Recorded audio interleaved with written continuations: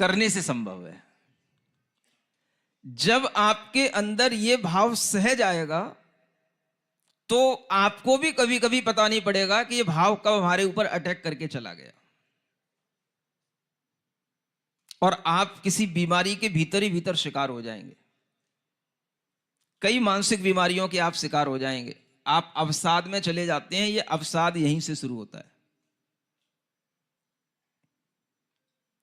किसी के प्रसाद को स्वीकार नहीं कर पाना भी अवसाद का प्रथम कारण है। कोई व्यक्ति प्रासाद पर बैठा है, उसको नहीं सहन कर पाना भी अवसाद का बहुत बड़ा कारण है। नहीं समझ में आया? दो बातें बोल दी।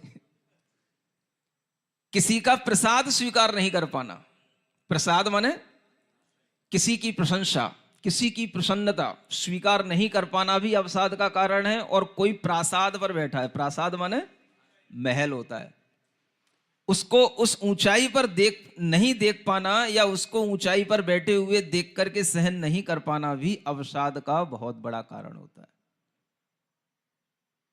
सुन रहे हो? तो जितने भी आपके आसपास प्रासाद बने होंगे वो भी आपके लिए अवसाद का कारण बनेंगे। और कोई व्यक्ति का कोई प्रसाद लेकर के आपके पास आए, उन्होंने आपके लिए ये मैसेज पहुंचाया है कि उनके यहां पर कोई सेरेमनी हो रही है, आप भी वहां पहुंचिए, तो ये प्रसाद भी आपको स्वीकृत नहीं होगा, क्योंकि आपको पता है ये वही व्यक्ति है जिससे मैं भीतर भीतर ईर्ष्या करता हूं। तो जब वह उसका प्रसाद लेकर के आएगा तो आप उसे ठुकरा देंगे, नहीं चाहिए, नहीं जाना, बहाना बना देंगे, मेरे पास टाइम नहीं है, मुझे उससे नहीं मिलना। आप उसकी प्रसन्नता को सुनने को तैयार नहीं हो पाएंगे, उसकी प्रशंसा को सुनने को तैयार नहीं हो पाएंगे। ये आपके मन के भीतर की एक बहुत बड़ी कुंठा होती है जो आपको नया नहीं बनने देती है।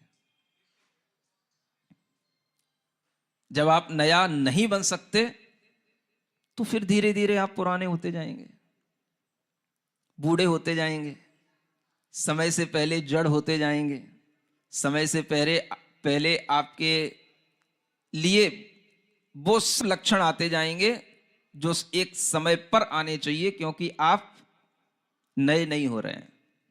आप अपनी पुरानी चीजों से, पुराने संस्कारों से ही जुड़ रहे हैं। नई चेतना आपके अंदर स्फुरित हो ही नहीं रही है। ये चेतना का संबंध हमारे भावों से है, हमारे विचारों से है। भगवान के सामने आकर के भगवान के समक्ष अर्घ चढ़ा देने से आपकी चेतना में कौन सा स्फुरण होता है? होता है?